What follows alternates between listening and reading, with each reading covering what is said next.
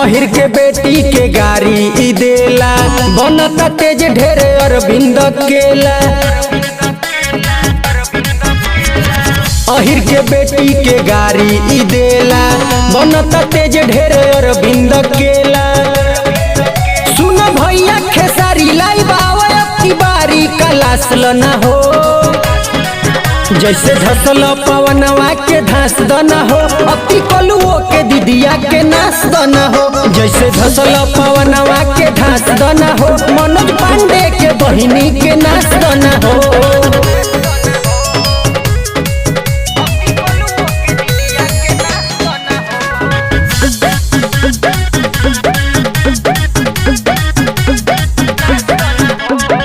चमचा के ते मनवा बढ़ैली, बोलता रंग काफी। झूठों के आके मजाक उड़ा के, मांगता रे ते माफी। चमचा के ते मनवा बढ़ैली, बोलता रे काफी। झूठों के आके मजाक बना के, मांगता रे ते माफी। एकर बची न जान, बनता शैतान मुँह में बांस दना हो।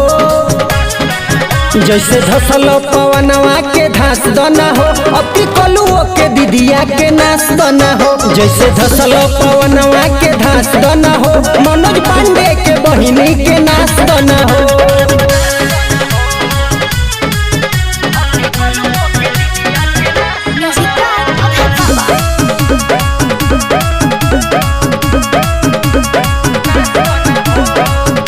कि सामने से काहे नहीं खे आवत, दोसर के अझुरावता।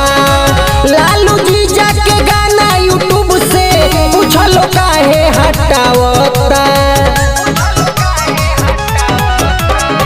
पूछ कि सामने से काहे नहीं खे आवत, दोसर के अझुरावता। लालू जीजा के गाना यूट्यूब से, पूछलो काहे हटावता। मनीष धीरज धमाल अज कहेला भैया तू चास दना हो। जैसे धसल पवनवा के धास दना हो, अति कलुओ के दीदिया के नास दना हो। जैसे धसल पवनवा के धास दना हो, आर पांडे के बहिनी के नास दना हो।